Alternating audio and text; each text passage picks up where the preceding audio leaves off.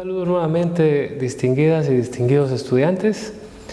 Siempre en el curso de Derecho Procesal de Familia vamos a tener a bien platicar acerca del planteamiento de juicio ejecutivo en la vía de apremio, por supuesto íntimamente relacionado con el derecho de familia.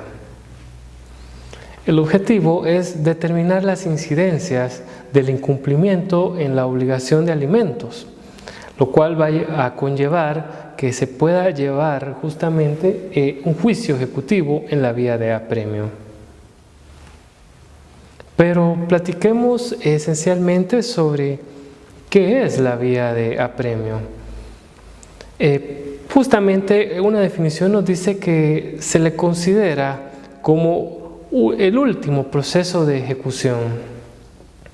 Este va a pretender justamente el pago de una prestación que ha sido legalmente establecida, y en el caso muy particular del derecho de familia, esta situación de la inobservancia del pago puede llevar consigo una petición al órgano jurisdiccional de certificar lo conducente al Ministerio Público para que este caso pase del área de familia directamente al área penal, y así con ello justamente la persona que tenga la obligación de prestar alimentos pues cumpla con la misma.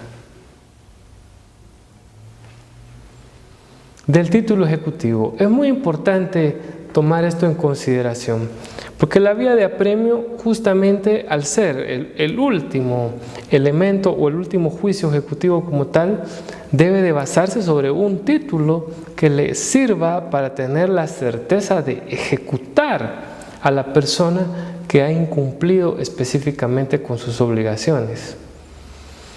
Si le echamos un vistazo al artículo 294 del Código Procesal Civil y Mercantil, nos refiere 7 causales, pero nosotros específicamente tenemos que ponerle atención a los que aparecen en el numeral 1, numeral 6 y el 7, porque allí nos habla acerca de los 3 títulos que podemos utilizar para ir en la vía de apremio.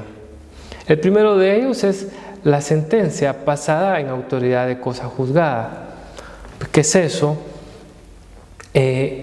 Recordando los anteriores procesos, imaginando en un proceso oral de alimentos donde efectivamente la parte actora ya ganó dicho procedimiento, donde el demandado pues ya no decidió apelar, o si lo hizo, incluso también la sala declaró sin lugar el recurso y ya no existen más recursos adicionales a plantearse y ya se encuentran plenamente notificados de dicha situación. Entonces decimos que es en ese momento cuando dicha sentencia ya se encuentra en autoridad de cosa juzgada. Ya no tiene absolutamente nada más que hacerse, más que ejecutarse como tal. El siguiente título es la transacción celebrada en escritura pública. Anteriormente lo dijimos en una sesión anterior. Justamente platicábamos acerca de la transacción para ponerle fin a un litigio de alimentos que estaba por iniciar o que estaba ya iniciado. Y justamente esa escritura pública que produce un testimonio que va a quedar en poder de la parte actora, ahora puede servir justamente para conminar a la persona que se encuentra obligada de prestar alimentos a que por fin lo haga a través de la vía ejecutiva. Y por supuesto la tercera situación es el convenio celebrado en juicio. También hablábamos que puede servir aquí el famoso convenio voluntario también que se pueda realizar ante un notario, porque también adquiere la categoría de un título ejecutivo. Entonces, cualesquiera de estos 3 elementos y el adicional que hemos platicado puede convertirse en título ejecutivo, y por supuesto tiene que agregarse al escrito inicial, porque ya a nivel de ejecución pues ya no hablamos de demanda. Aquí es básicamente un escrito inicial que va a producir el juicio ejecutivo en la vía de apremio. ¿Qué es lo único que va a poder realizar la persona contra la que se está instaurando un juicio ejecutivo en la vía de apremio? Básicamente, solo puede plantear excepciones a la vía de apremio como tal, y no cualquier excepción. No podemos decir que podemos utilizar excepciones previas porque este ya no es el momento de utilizar las mismas. Tampoco podemos hablar de excepciones perentorias. Son excepciones especiales que tienen como nombre excepciones nacidas con posterioridad a la sentencia misma. Y básicamente vamos a decir que las únicas dos excepciones que pueden plantearse contra esta clase de juicios ejecutivos en la vía de apremio son dos. Una de ellas es la excepción por pago y la otra es la excepción de falta de liquidez.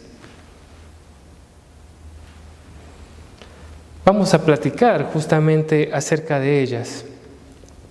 Primero hablemos de la excepción por pago. De esta corresponde justamente decir que la persona, en este caso quien se pretende ser ejecutado, ya ha dado cumplimiento al pago de la misma. Es decir, lo único que le va a informar al órgano jurisdiccional es que efectivamente ya realizó el pago correspondiente y va a adjuntar, por supuesto, a ofrecer como un medio probatorio la constancia de dicho depósito o de la entrega del bien o lo que tenga justamente acordado previamente para evitar la conversión justamente del proceso de familia a un proceso penal. Esa es la excepción por pago, básicamente pagar lo que ya se estaba conminando desde un principio. Y la otra excepción, que es la de falta de liquidez, no debemos de confundirla con pensar que se refiere a que hace referencia a que en este caso el ejecutado no tenga dinero o no tenga con qué pagar. No, él tendrá la obligación siempre. La excepción de falta de liquidez va básicamente a hacer un ataque a un cálculo matemático, porque si bien sabemos que para que una obligación pueda combinársele a un pago tiene que reunir dos categorías, la de ser líquida y exigible. Decimos que una obligación se encuentra en una cantidad líquida cuando ha sido completamente delimitada en cuanto a su especie y género.